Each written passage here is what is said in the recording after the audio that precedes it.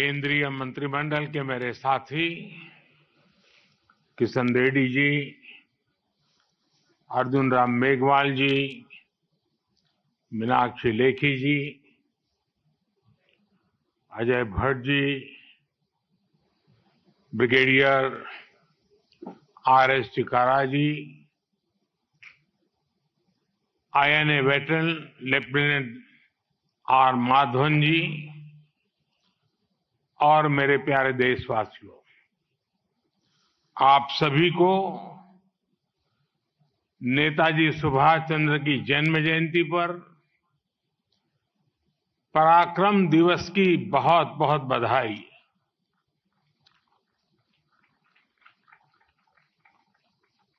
आजाद हिंद फौज के क्रांति वीरों के सामर्थ्य का साक्षी रहा ये लाल किला आज फिर नई ऊर्जा से जगमग उठा है। अमृतकाल के शुरुआती वर्ष पूरे देश में संकल्प से सिद्धि का उत्साह, ये पल वाकई अभूतपूर्व है। कल ही पूरा विश्व भारत की सांस्कृतिक चेतना के एक ऐतिहासिक पड़ाव का साक्षी बना है। भव्य राम मंदिर में प्राण प्रतिष्ठा की ऊर्जा को, उन भावनाओं को पूरे विश्व ने, पूरी मानवता ने अनुभव किया है। और आज हम नेताजी सुभाष चंद्र बोस की जन्म जयंती का उत्सव मना रहे हैं। पिछले कुछ वर्षों में हमने देखा है कि जब से 23 जनवरी को पराक्रम दिवस घोषित किया गया, गणतंत्र दिवस का महापर्व 23 जनवरी से बापू की पुण्यतिथि 30 जनवरी तक चलता है। गणतंत्र के इस महापर्व में अब 22 जनवरी का आस्था का भी महापर्व जुड़ गया है। जनवरी महीने के ये अंतिम कुछ दिन हमारी आस्था, हमारी सांस्कृतिक चेतना, हमारे गणतंत्र और हमारी राष्ट्रभक्ति के लिए बहुत प्रेरक बन रहे हैं। मैं आप सभी को शुभकामनाएं देता हूं, बधाई देता हूं। साथियों, आज यहां नेताजी के जीवन को दर्शाने वाली प्रदर्शनी लगी है। कलाकारों ने एक ही कैनवस पर नेताजी के जीवन को चित्रित भी किया है। मैं इस प्रयास से जुड़े सभी कलाकारों की सराहना करता हूं। कुछ देर पहले मेरी राष्ट्रीय बाल पुरस्कार से पुरस्कृत युवा साथियों से भी बातचीत हुई है। इतनी कम उम्र में उनका हौसला, उनका हुनर अचंभित करने वाला है। भारत की युवा शक्ति से जितनी बार मिलने का अवसर मुझे मिलता है, विकसित भारत का मेरा विश्वास उतना ही मजबूत होता है। देश की ऐसी समर्थ अमृत पीढ़ी के लिए नेताजी सुभाष चंद्र बोस बड़ा रोल मॉडल है। साथियों, आज पराक्रम दिवस पर लाल किले से भारत पर्व का भी आरंभ हो रहा है। अगले 9 दिनों में भारत पर्व में गणतंत्र दिवस की झांकियां, सांस्कृतिक कार्यक्रमों के द्वारा देश की विविधता का प्रदर्शन किया जाएगा। भारत पर्व में सुभाष चंद्र बोस के आदर्शों का प्रतिबिंब है। ये पर्व है वोकल फॉर लोकल को अपनाने का। ये पर्व है पर्यटन को बढ़ावा देने का। ये पर्व है विविधता के सम्मान का। ये पर्व है एक भारत श्रेष्ठ भारत को नई ऊंचाई देने का। मैं सभी से आह्वान करूंगा कि हम सब इस पर्व से जुड़कर देश की डायवर्सिटीज को सेलिब्रेट करें। मेरे परिवारजनों, मैं वो दिन कभी भूल नहीं सकता जब आजाद हिंद फौज के 75 वर्ष होने पर मुझे इसी लाल किले पर तिरंगा फहराने का सौभाग्य मिला था। नेताजी का जीवन परिश्रम ही नहीं, पराक्रम की भी पराकाष्ठा है। नेताजी ने भारत की आजादी के लिए अपने सपनों, अपने आकांक्षाओं को तिलांजलि दे दी। वे चाहते तो अपने लिए एक अच्छा जीवन चुन सकते थे, लेकिन उन्होंने अपने सपनों को भारत के संकल्प के साथ जोड़ दिया। नेताजी देश के उन महान सपूतों में से एक थे जिन्होंने विदेशी शासन का सिर्फ विरोध ही नहीं किया, बल्कि भारतीय सभ्यता पर सवाल उठाने वालों को भी जवाब दिया। ये नेताजी जी थे जिन्होंने पूरी ताकत से मदर ऑफ डेमोक्रेसी के रूप में भारत की पहचान को विश्व के सामने रखा। जब दुनिया में कुछ लोग भारत में लोकतंत्र के प्रति आशंकित थे, तब नेताजी ने उन्हें भारत के लोकतंत्र की उसके अतीत को याद दिलाया। नेताजी कहते थे कि डेमोक्रेसी ह्यूमन इंस्टीट्यूशन है और भारत के अलग अलग स्थानों में सैकड़ों वर्षों से ये व्यवस्था चली आ रही है। आज जब भारत लोकतंत्र की जननी की अपनी पहचान पर गर्व करने लगा है, तो ये नेताजी के विचारों को भी मजबूत करता है। साथियों, नेताजी जानते थे कि गुलामी सिर्फ शासन की नहीं होती है, बल्कि विचार और व्यवहार की भी होती है। इसलिए उन्होंने विशेष रूप से तब की युवा पीढ़ी में इसको लेकर चेतना पैदा करने का प्रयास किया। अगर आज के भारत में नेताजी होते तो वे युवा भारत में आई नई चेतना से कितने आनंदित होते, इसकी कल्पना की जा सकती है। आज भारत का युवा अपनी संस्कृति, अपने मूल्य, अपनी भारतीयता पर जिस प्रकार गर्व कर रहा है वह अभूतपूर्व है। हम किसी से कम नहीं, हमारा सामर्थ्य किसी से कम नहीं। ये आत्मविश्वास आज भारत के हर नौजवान में आया है। हम चांद पर वहां झंडा फहरा सकते हैं जहां कोई नहीं जा पाया। हम 15 लाख किलोमीटर की यात्रा करके सूर्य की तरफ गति करके वहां पहुंचे हैं, जिसके लिए हर भारतीय गर्व करता है। सूर्य हो या समंदर की गहराई, हमारे लिए किसी भी रहस्य तक पहुंचना मुश्किल नहीं है। हम दुनिया की शीर्ष 3 आर्थिक ताकतों में से एक बन सकते हैं। हमारे पास विश्व की चुनौतियों का समाधान देने का सामर्थ्य है। ये विश्वास, ये आत्मविश्वास आज भारत के युवाओं में दिख रहा है। भारत के युवाओं में आई ये जागृति विकसित भारत के निर्माण की ऊर्जा बन चुकी है।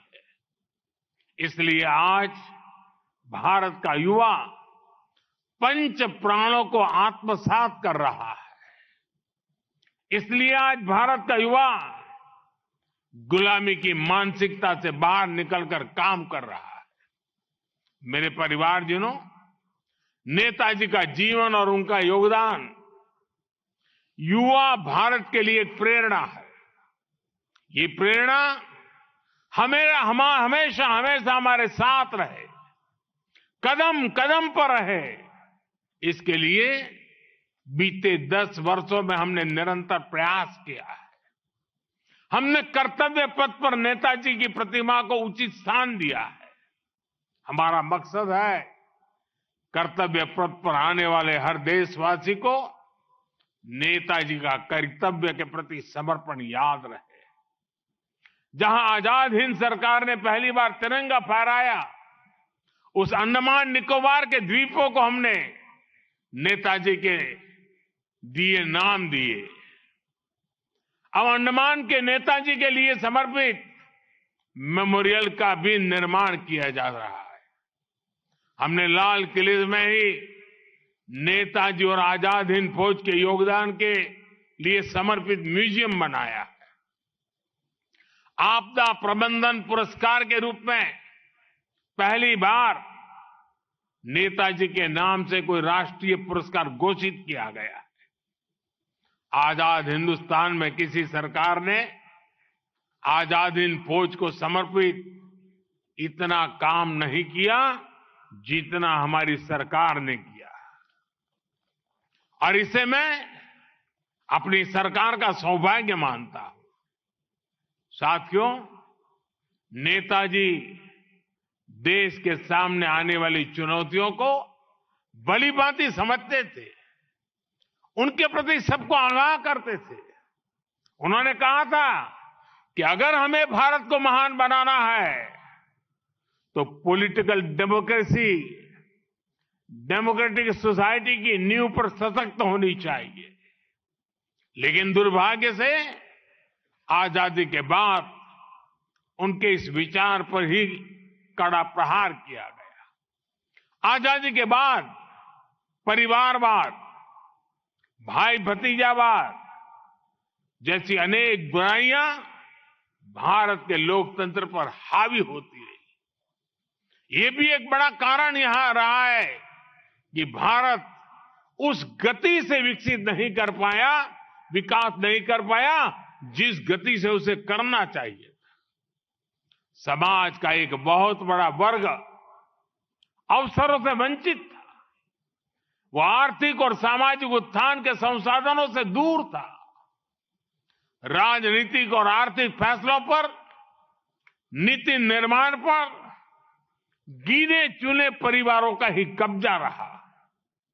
इस स्थिति का सबसे अधिक नुकसान अगर किसी को हुआ तो वो देश की युवा शक्ति और देश की नारी शक्ति को हुआ। युवाओं को कदम कदम पर भेदभाव करने वाली व्यवस्था से जूझना पड़ता था। महिलाओं को अपनी छोटी छोटी जरूरतों के लिए भी लंबा इंतजार करना पड़ता था। कोई भी देश ऐसी परिस्थितियों के साथ विकास नहीं कर सकता था, और यही भारत के भी साथ हुआ। इसलिए 2014 में सरकार में आने के बाद हम सबका साथ सबका विकास की भावना से आगे बढ़े। आज 10 वर्षों में देश देख रहा है स्थितियां कैसे बदल रही है। नेताजी ने आजाद भारत के लिए जो सपना देखा था वो अब पूरा हो रहा है। आज गरीब से गरीब परिवार के बेटे बेटी को भी विश्वास है कि आगे बढ़ने के लिए उसके पास अवसरों की कमी नहीं है। आज देश की नारी शक्ति को भी विश्वास मिला है कि उसकी छोटे सी छोटी जरूरत के प्रति सरकार संवेदनशील है। बरसों के इंतजार के बाद नारी शक्ति वंदन अधिनियम भी बन चुका है। मैं देश के हर युवा, हर बहन बेटी की कहूंगा कि अमृतकाल विकसित भारत की राजनीति को परिवर्तन करने में बड़ी भूमिका निभा सकते हैं। देश की राजनीति को परिवारवाद और भ्रष्टाचार की बुराइयों से हमारी युवा शक्ति और नारी शक्ति ही बाहर निकाल सकती है। हमें राजनीति से भी इन बुराइयों को समाप्त करने का पराक्रम दिखाना ही होगा, इन्हें परास्त करना ही होगा। मेरे परिवारजनों, कल मैंने अयोध्या में कहा था कि राम काज से राष्ट्र काज में जुटने का समय है। ये राम भक्ति से राष्ट्र भक्ति के भाव को सशक्त करने का समय है। आज भारत के हर कदम, हर एक्शन पर दुनिया की नजर है। हम आज क्या करते हैं, हम क्या हासिल करते हैं, ये दुनिया उत्सुकता से जानना चाहती है। हमारा लक्ष्य साल 2047 तक भारत को विकसित राष्ट्र बनाना है। हमारा लक्ष्य भारत को आर्थिक रूप से समृद्ध, सांस्कृतिक रूप से सशक्त और सामरिक रूप से समर्थ बनाना है। इसके लिए ये जरूरी है कि आने वाले 5 वर्षों के भीतर हम दुनिया की तीसरी बड़ी आर्थिक ताकत बने, और ये लक्ष्य हमारी पहुंच से दूर नहीं है। बीते 10 वर्षों में हम 10वें नंबर से 5वें नंबर की आर्थिक ताकत बन चुके हैं। बीते 10 वर्षों में पूरे देश के प्रयासों और प्रोत्साहन से करीब 25 करोड़ भारतीय गरीबी से बाहर निकले हैं। जिन लक्ष्यों की प्राप्ति की पहले कल्पना भी नहीं होती थी, भारत आज वो लक्ष्य हासिल कर रहा है। मेरे परिवारजनों, बीते 10 वर्षों में भारत ने अपने सामरिक सामर्थ्य को सशक्त करने के लिए भी एक नया रास्ता चुना है। लंबे समय तक रक्षा सुरक्षा जरूरतों के लिए भारत विदेशों पर निर्भर रहा है, लेकिन अब हम इस स्थिति को बदल रहे हैं। हम भारत की सेनाओं को आत्मनिर्भर बनाने में जुटे हैं। सैकड़ों ऐसे हथियार और उपकरण हैं जिनका इंपोर्ट देश की सेनाओं ने पूरी तरह से बंद कर दिया है। आज पूरे देश में एक वाइब्रेंट डिफेंस इंडस्ट्री का निर्माण किया जा रहा है। जो भारत कभी दुनिया का सबसे बड़ा डिफेंस इंपोर्टर था, वही भारत अब दुनिया के बड़े डिफेंस एक्सपोर्टर्स के रूप में शामिल हो रहा है। साथियों, आज का भारत विश्व मित्र के रूप में पूरी दुनिया को जोड़ने में जुटा है। आज हम दुनिया की चुनौतियों के समाधान देने के लिए आगे बढ़कर काम कर रहे हैं। एक तरफ हम दुनिया को युद्ध से शांति की तरफ ले जाने का प्रयास कर रहे हैं, वहीं दूसरी तरफ अपने हितों की सुरक्षा के लिए भी पूरी तरह से तत्पर है। साथियों, भारत के लिए, भारत के लोगों के लिए अगले 25 वर्ष बहुत महत्वपूर्ण है। हमें अमृतकाल के पल पल का राष्ट्र हित में उपयोग करना है। हमें परिश्रम करना है, हमें पराक्रम दिखाना है। ये विकसित भारत के निर्माण के लिए बहुत आवश्यक है। पराक्रम दिवस हमें हर वर्ष इस संकल्प की याद दिलाता रहेगा। एक बार फिर पूरे देश को पराक्रम दिवस की बहुत बहुत बधाई। नेताजी सुभाष चंद्र बोस के पुण्य स्मरण करते हुए मैं आदरपूर्वक श्रद्धासुमन देता हूं। मेरे साथ बोलिए, भारत माता की, भारत माता की, भारत माता की। बहुत बहुत धन्यवाद। कदम कदम बढ़ाए जा खुशी के गीत गाए जा, ये जिंदगी है कौम की, तू कौम पे लुटा।